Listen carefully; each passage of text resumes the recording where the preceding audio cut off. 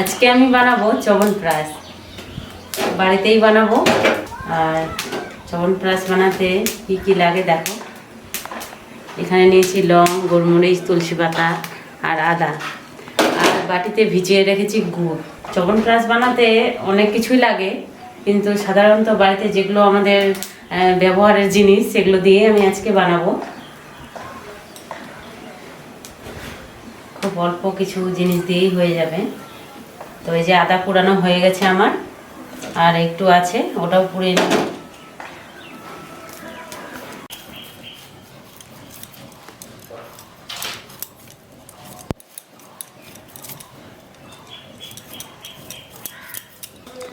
আদাগুলো ভালোভাবে ধুয়ে নিয়েছি, এখন ছোট ছোট পিস পিস করে কেটে নিচ্ছি।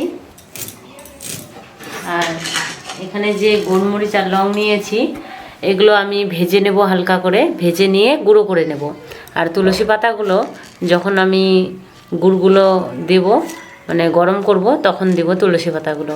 তো এগুলো ধোয়া হয়নি আমার, তুলসী পাতাগুলো ধুয়ে নেব ভালোভাবে।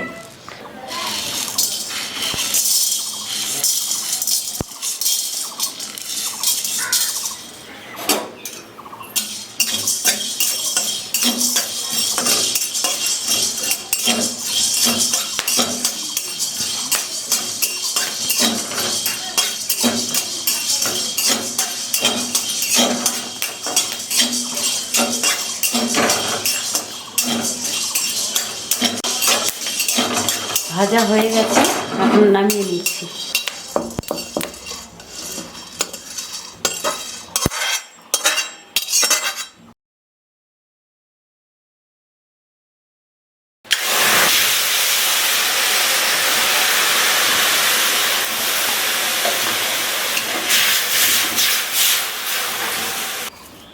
ভেজে রাখা গোলমরিচগুলো এখন বেটে নিচ্ছি।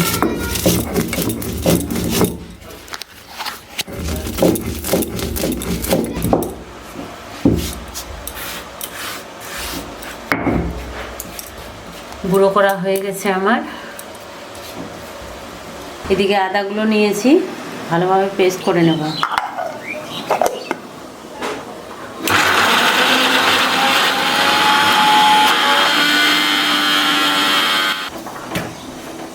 আদাগুলো পেস্ট হয়ে গেছে, দেখো কি সুন্দর। এদিকে তুলসী পাতাগুলো ধুয়ে নিয়েছি, হাত দিয়ে ছিঁড়ে ছিঁড়ে দিয়ে দিচ্ছি।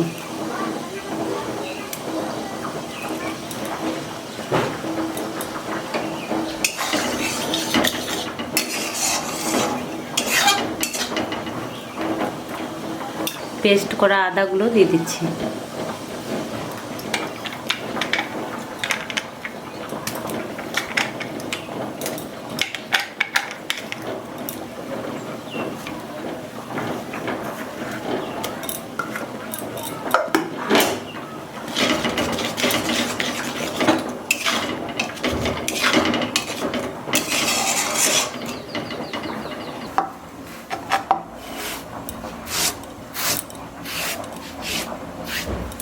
গোলমরিচের গুঁড়োগুলো দিয়ে দিচ্ছি।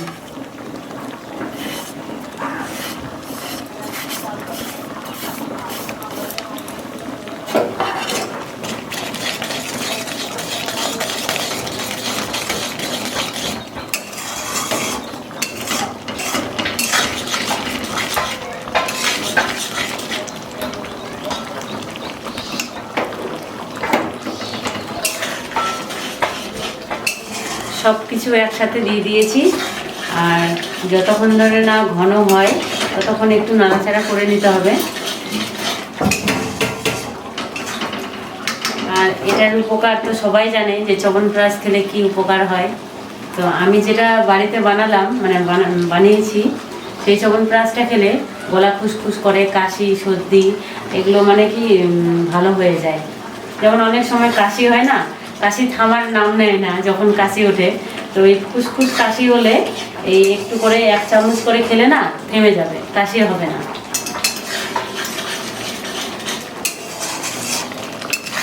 সর্দি কাশির খুব ভালো ওষুধ, ওষুধ বলতে পারো, চবনপ্রাশ বলতে পারো। তো প্রায় হয়ে গেছে, আরও কিছুক্ষণ একটু নাড়াচাড়া করে নিচ্ছি।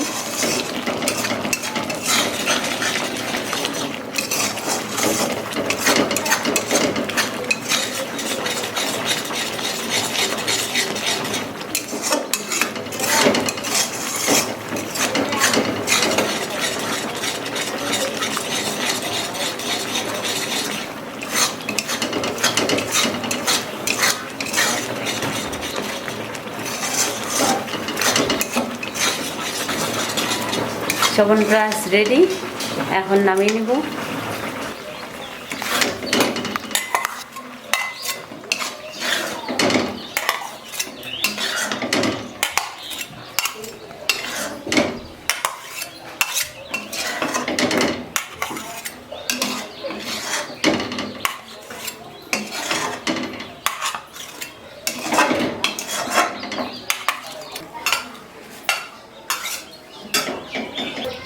এইভাবে চ্যবনপ্রাশ বানালে রেখে খাওয়া যাবে, আর বাজারের কেনা না খেতে চাইলে এভাবে বানিয়ে খেতে পারো।